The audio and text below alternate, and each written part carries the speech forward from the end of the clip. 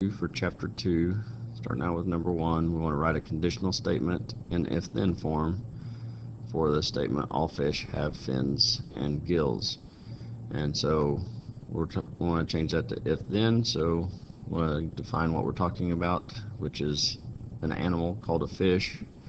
And so if an animal is a fish, then it should have fins and gills. So if an animal is a fish, then it has fins and gills.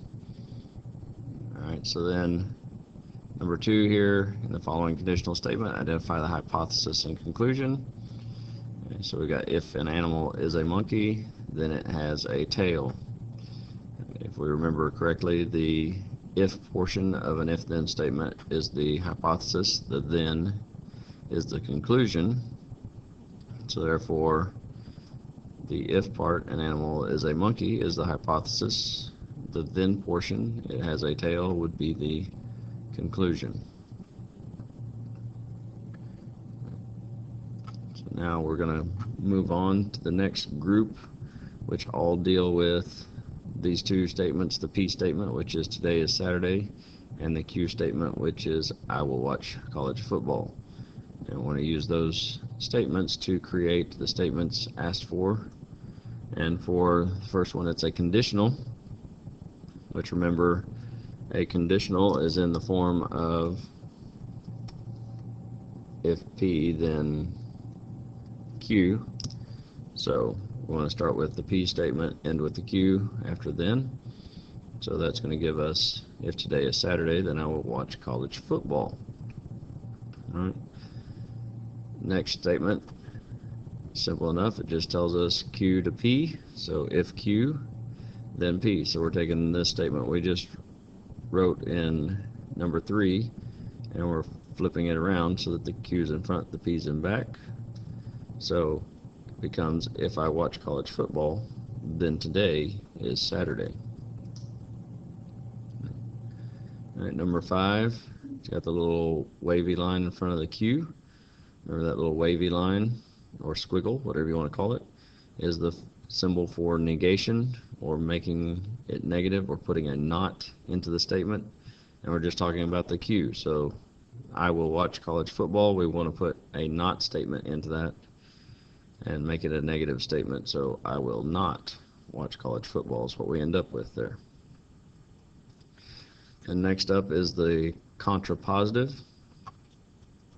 And for the contrapositive, remember that is the negation of the converse, or in other words, we take the conditional, we switch P and Q, and then we put nots into it. So basically this Q then P, that would be the converse. If I watch college football, then today is Saturday. So I'm going to take that and make it into negative statements. So if I do not watch college football, then today is not Saturday. Then 7, we got P and Q with a double arrow in there. Remember, the double arrow indicates it's a biconditional, which means that it goes both directions, and therefore we put the if in the middle, if and only if in the middle. So that's what defines it as a biconditional, having if and only if. So we take the P statement, today is Saturday, if and only if, then the Q statement, I watch college football. And then 8 has the negation symbol in front of P to the negation symbol in front of Q, or if not P, then not Q. Right, so we're just taking the inverse of the conditional statement. So taking this conditional statement in PQ form and putting nots into it, so that if today is not Saturday, then I will not watch college football. Right, so that's all that deal with those P and Qs. Next up, number 9 wants us to state whether the argument's valid according to the law of detachment. And we want to explain why or not. Why not? So it says, Sarah knows that all sophomores take driver's education in her school. Hank takes driver's education, so Hank is a sophomore. Well, this would be an invalid statement because just the fact that Hank is a sophomore, or does not, or just the fact that Hank takes driver's education does not mean that he has to be a sophomore. The statement does not tell us that only sophomores take driver's ed. And really and truly, it doesn't even tell us if Hank goes to Sarah's school. So we can say it's invalid because we don't know if Hank goes to Sarah's school or if only sophomores take driver's ed. You might be able to come up with some other reasons why that would not be valid. Now, if, on the other hand, if it had said that Sarah knows that all sophomores take driver's education in her school, and said that Hank is a sophomore in Sarah's school, then we could have made the conclusion that Hank was taking driver's ed. Alright, so moving on to the next one, number 10. Write a conditional statement that can be made from the following true statements using the law of syllogism. Remember, law of syllogism just means we take two statements that have something in common, we get rid of what they have in common and put the leftovers together. So if I look here, if a plant is the largest plant on Earth, then the plant is a Sierra redwood tree. If a plant is a Sierra redwood tree, then the plant can weigh 1,800,000 kilograms. So in this case, if we look for what they have in common, both statements talk about a Sierra redwood tree. So they both have that in common, which means that we get rid of those parts and we put together what they don't have in common. If a plant is the largest plant on Earth, then the plant can weigh 1,800,000 kilograms. So next up is solving some algebra problems, and it wants us to give a reason for each step, reason that allows us to make each step possible. So we start off here, we got 3q plus 9 equals 27. Okay, and the reason for that is it's given. That's what they gave us to start off with. And then we're just going through the process of solving, so I'm going to move the 9 over by subtracting, which is going to give me 3q equals 18. The reason we got to that step was the subtraction property of equality.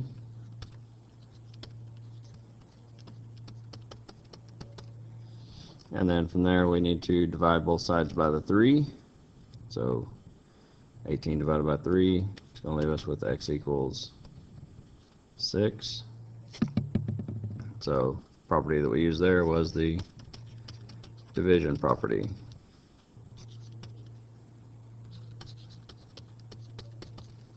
Of equality.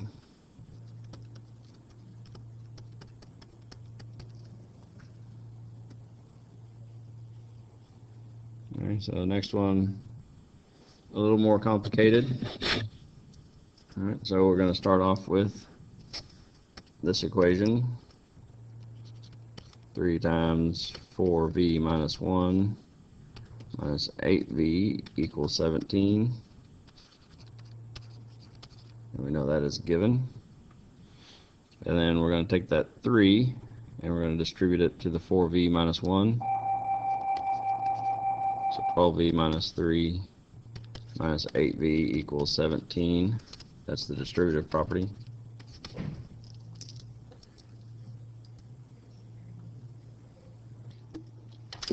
Okay, sorry that I was interrupted there, so you might notice some things have changed on the screen, but we're right here where we left off. The distributive property of equality. So we did there to distribute the 3. Then we're going to combine the 12v and the 8v, so that's going to give us 4v minus 3 equals 17.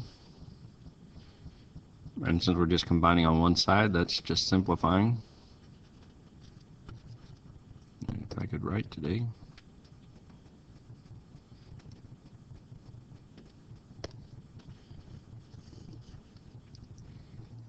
So let's simplify. Then we'll I'll move that 3 over by addition, so that'll give us 4v equals 20. Addition property of equality.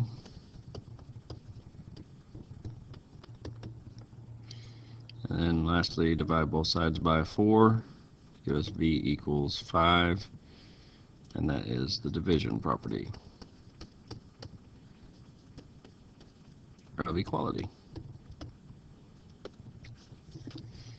Alright, number 13, we're going to solve for the variable using the given information that segment PQ is congruent to segment QR, and segment QR is congruent to segment RS. So when we look, if they're both congruent to QR, PQ and RS should be congruent to each other. And if they're congruent to each other, then that means that we can set those segment lengths equal. So 4x minus 6 equals 2x plus 2. And solve from there. Subtract 2x. So 2x minus 6 equals 2. Add the 6. It's going to give us 2x equals 8. And divide by 2. So our x equals 4. And then number 14. Got a proof there. Given that wy equals xz, prove that wx equals yz. So start with the given, wy equals xz. Good. Then we're going to go from there and explain what wy and xz are, because when we look, wy is the big segment and xz is a big segment, where wx is part of wy and yz is part of xz. So we're going to try to bring those parts in by explaining what wy and xz are. So wy is made up of wx plus xy, and xz is made up of xy plus yz, which is the segment addition postulate.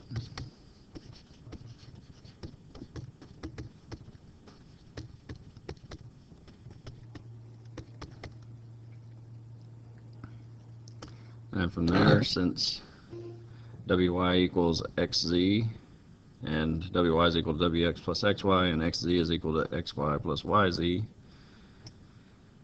now we can jump to say that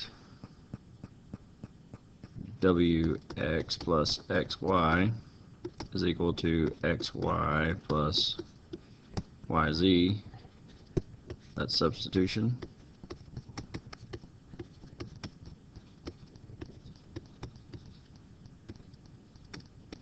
Property of equality.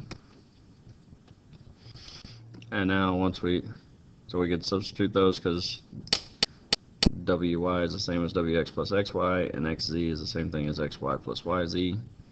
Now if we look there, on both sides of the equal sign we have xy, and so if we remove xy from both sides, because we can remove the same thing from both sides, and removing it from that side is called subtraction, right? So subtraction property of equality.